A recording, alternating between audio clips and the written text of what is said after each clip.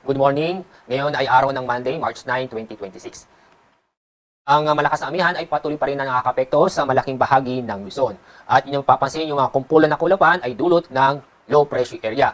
Yung low pressure area, inyong makikita nasa labas ng ating Philippine Area of Responsibility. At base sa ating mga data, mababa ang tsansa na ito'y pumasok sa ating Philippine Area of Responsibility. Kasalukuyan, ang layo ng low pressure area ay nasa 1,470 kilometers silangan ng Mindanao.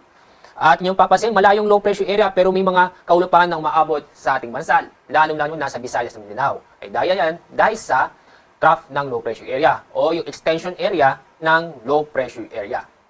Ang itong northeast monsoon ay inaasahan natin na makapatuloy ang epekto nito sa susunod na 2 hanggang 3 araw at maaaring maapektuhan ang Luzon kasama na rin ang Visayas.